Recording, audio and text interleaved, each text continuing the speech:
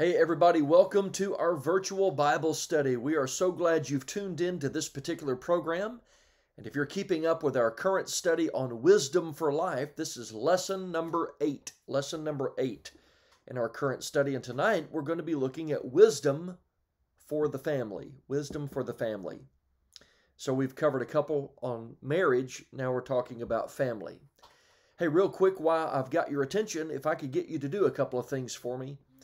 First of all, we would love for you, if you're on YouTube, to subscribe to our channel.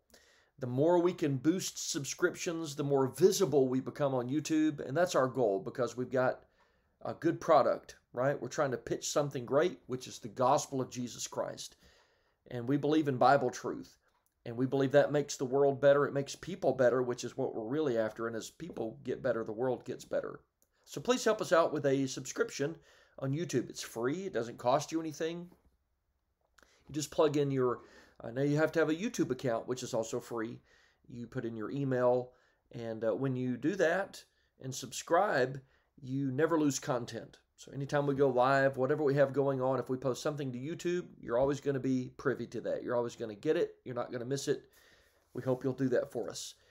You can also give us a thumbs up, which would be great. If you're on Facebook, please, please, please, if you're on Facebook, share the video. Put it on your timeline so that all of your friends and family members, everybody connected to you on Facebook, can see the video as well. And who knows, if they do the same and there's a chain reaction, wow, we can be all over the world in just a matter of hours if that happens, minutes if everybody does it quickly. And that's an amazing thing, but it starts with you sharing it on your timeline. So please help us to do that. We would really appreciate your help. And give us a thumbs up. It's always a quick way for us to see the number of people involved in a video. It's not always. We can always go to the technical analysis of it and pull data off, and we can look at that. But it's just a real quick way for us to do it if you participate in that by giving us a thumbs up. But please help us if you can. Okay, lesson number 8 of our study. Solomon offers some wise advice as well to families. And by that I mean mom and dad and with children in the picture, in addition to the advice he gave us on marriage. And if you can go back to lesson number 6 and lesson number 7, Solomon gave us some advice premaritally, right? So he gives us advice about, as a future husband, what I would look for in a wife, and as a future wife, what I would look for in a husband. And we covered a lot of that, right? Not everything, it's not exhaustive, but our focus is the Proverbs. And so we spent a lot of time dealing with the advice, the wise words of Solomon on what a husband would look for in a wife, what a man would, or a wife would look for in a husband. Then we turned our focus to marriage itself. What does a husband need to be and do in a marriage? What does a wife need to do and be in a marriage? That was lesson number 7. Today we're in lesson number 8. And now our focus expands, it grows to what happens when you've got children in the picture and what should be the relationship of parents to children, mostly the responsibility toward the children. So before we begin a specific examination of some of the things in the text of Proverbs, we want to ask the question, why do you think that wisdom is so vital to the success of a family, especially in the relationship of parents to children? Why do you think that's so incredibly important? And to do that, to begin, let's take a look at Proverbs chapter 11. Proverbs chapter 11. Proverbs chapter 11, verse 29. The Bible says this: "He who troubles his own house will inherit the win. The fool will be the servant to the wise of heart." All right, so Proverbs 11:29, he who troubles his own house will inherit the wind. It's like the principle of reaping and sowing, okay? And I think that's how he's stating it here in this passage. The person that troubles his household or his family, that's the beginning of it, and then the ending of it is like, he inherits the wind, which is like he reaps the consequences of what he says. So I think that's the embedded principle there. But before he does that, he first talks about how there is first the person that troubles his house, which means the family. So the word trouble here means to stir up, to disturb, to bring turbulence, right? You're providing the turbulence for the situation.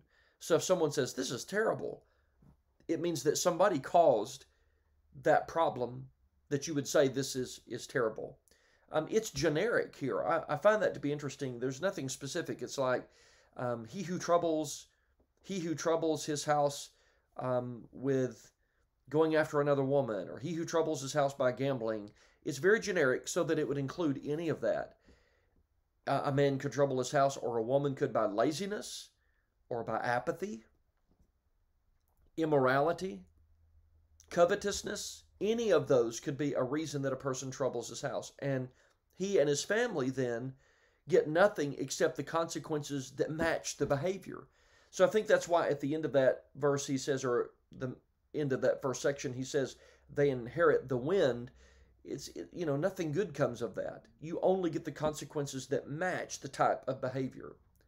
So wisdom, like we established at the very beginning, is in some sense considering the consequences of actions. It's the long look at actions and activity. And families need wisdom, especially parents need wisdom when they're raising children. It's hard, right? It's hard enough work without adding to it foolishness, which is always going to bring ruin to a family. And when you have foolish mistakes that on the backside of that are going to cost the family time or reputation or worse, right? Do you need wisdom going into it? So Solomon sets us up to consider families, and that in a parent-child relationship, there needs to be some real wisdom in that.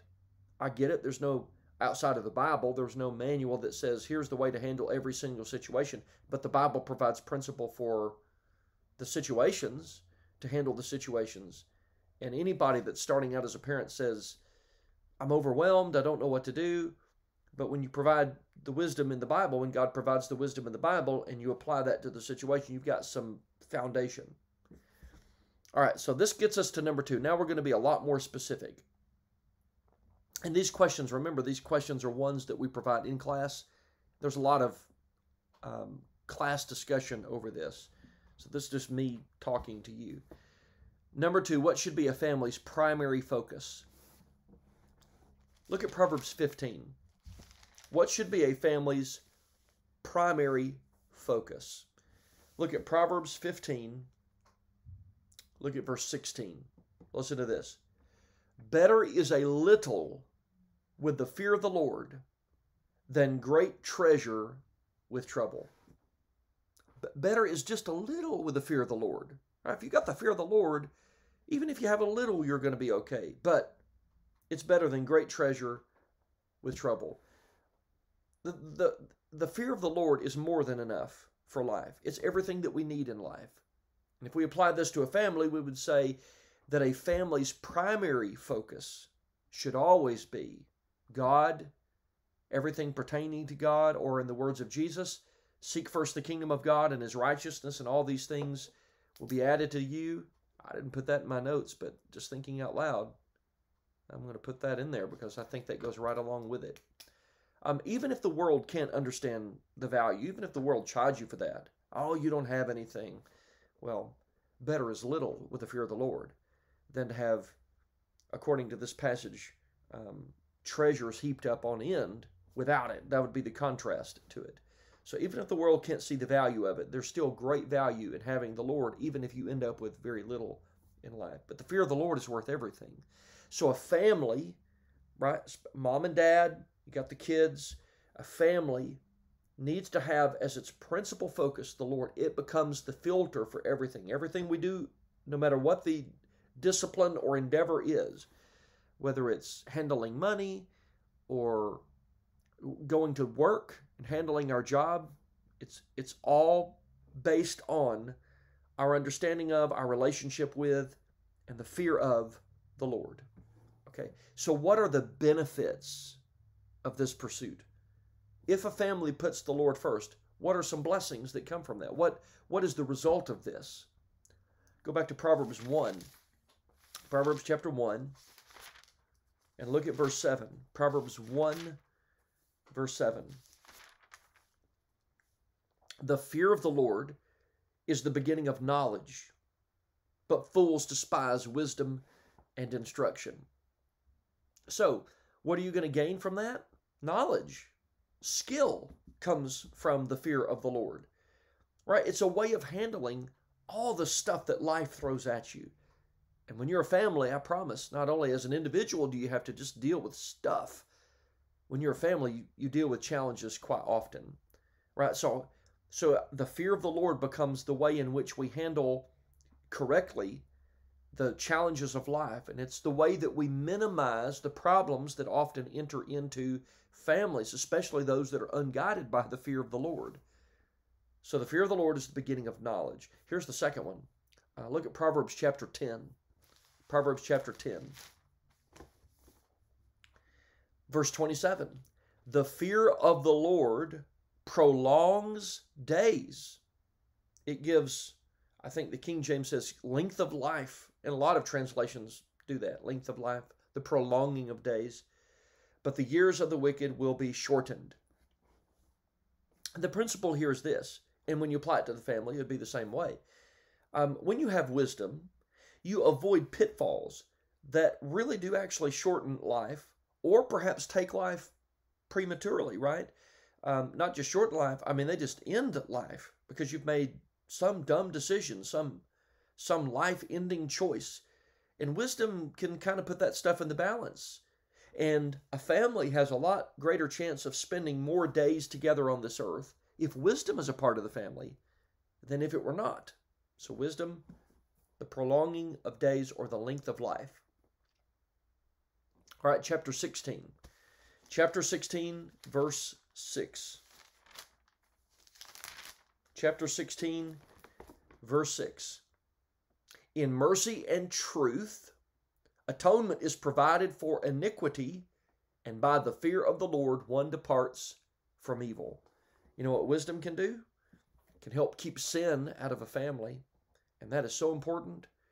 It's hard enough just to make the choices. They're not inherently wrong. They're not sinful choices. Where to go to school? How are you going to do school? How are you going to put food on the table today? What kind of job are you going to have? Where are you going to work? Where are you going to live? What congregation are you going to attend? There's all kinds of tough choices in life. You do not need the crippling effect of sin on top of that.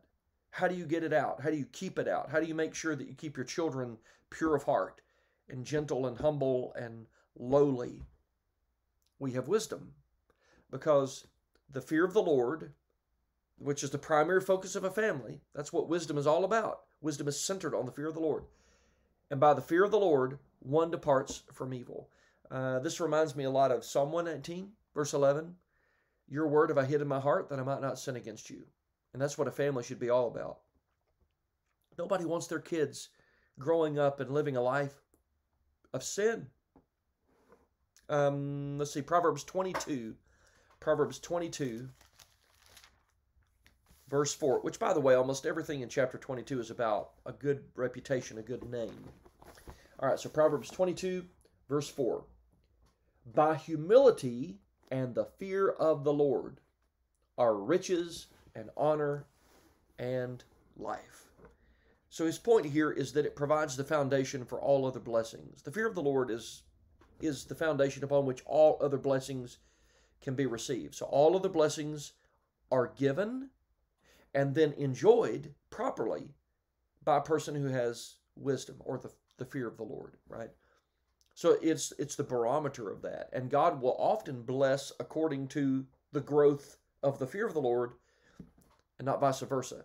Now, he's not going to enrich you financially, set you up with greater opportunities to flourish mentally and emotionally in life until there's first the fear of the Lord, because the fear of the Lord is the way you handle all other growth in life.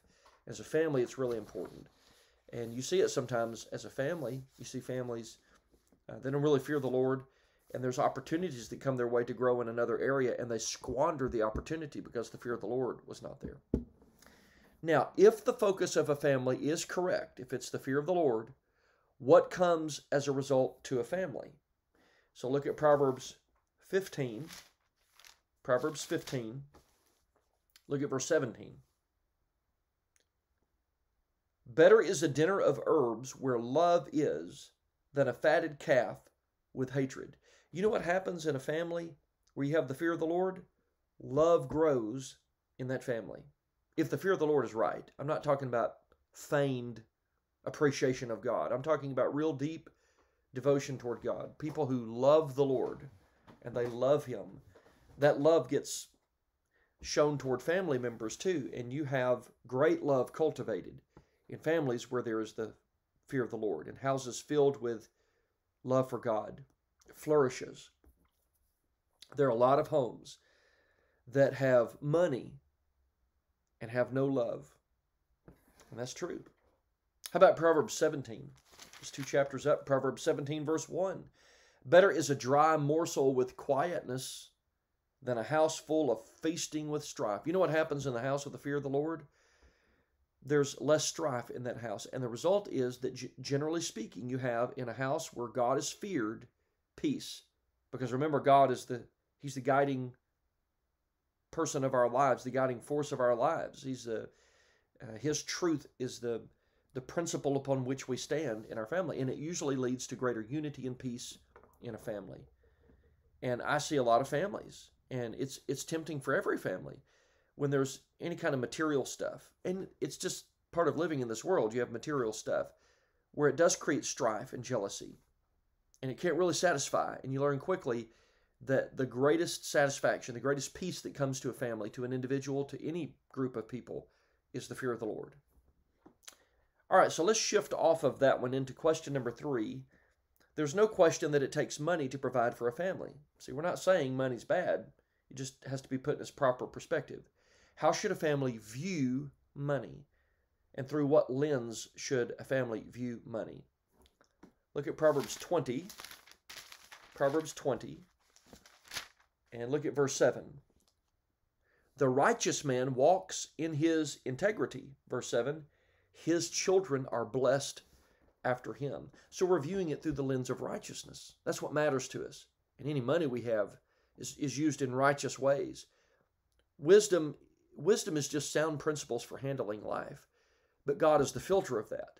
So if a person gets money or a family gets money, the money gets filtered through the lens of God, and it helps the family. It benefits the family because it's always kept in its proper perspective. Now, go up to chapter 24, Proverbs 24. Listen to verses 3 and 4. Through wisdom, a house is built, and by understanding it is established. By knowledge, the rooms are filled with all precious and pleasant riches. Now that just generically talks about all the blessings of life, but we're filtering things through wisdom and the fear of the Lord. Godly homes always view and always handle money as a provision from God, which means they're always grateful to the person from whom they've received that. They got it from God. They're grateful to God. And that's a good thing to have. A lot of people receive things and they're not grateful for what they've received.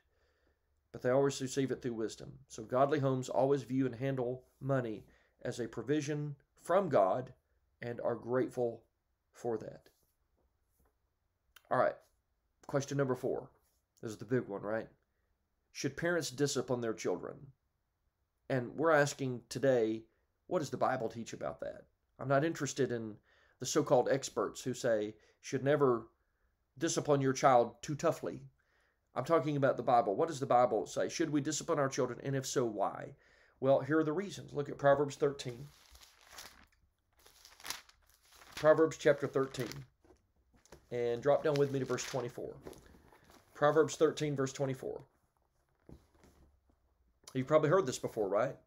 People quote it. He who spares his rod hates his son. You probably heard, spare the rod, spoil the child. He who hates or spares his rod hates his son, but he who loves him disciplines him promptly. You know why we discipline our children? Because we love our children, right? And the rod here just means correction. So there's a lot of things involved in that, including corporal punishment, right? Where you get physical with punishment. And the reason that you do that is because you love your child. And he says here plainly, if you spare the rod, if you spare correction from your children, you don't correct them, you don't discipline your kids. It doesn't mean they always need a spanking. They don't always need switching. But if you withhold discipline from your child, you hate your child, which means we discipline because we love our kids. If you really, truly love them. I want the best for my children. I want them to grow up and be the best kids I want them to grow up and be amazing adults. I want them to be better than I was. I want their relationship to be stronger with God and earlier. And I want them to resist things that I fell prey to. I don't want them to, so I discipline my kids. I teach them, I train them. And sometimes we have to be tough with them, really tough with them. Sometimes physical, a little spank, pop here and there, because we want them to learn what is right and wrong. And we do that because we love them so much. Proverbs 22. Look at chapter 22. Proverbs 22, look at verse 15. Foolishness is bound up in the heart of a child. Now that just simply means that when children are born, they're not born with wisdom. They have the potential to be wise people, but it's not natural. We learn wisdom. It's not embedded. We learn it. So foolishness is bound up in the heart of the child. The rod of correction, right, discipline, will drive it far from him. So the reason that we discipline our kids is to train foolishness out of them. We don't want them growing up thinking that certain types of behavior is okay. Look at chapter 23. Proverbs 23. Look at verse 13.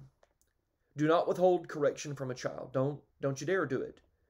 For if you beat him with a rod, now he's talking about, punishment that's physical in nature. If you beat him with a rod, he will not die. You shall beat him with a rod and deliver his soul from hell. Why do we discipline our kids? Because we don't want them to be lost someday. Moderate discipline, and that's what he's calling for here. He's not talking about if you actually involve yourself in child abuse. He's saying moderate discipline is not going to kill a child. The goal is to ultimately save your children's soul from hell. You don't want them to be lost.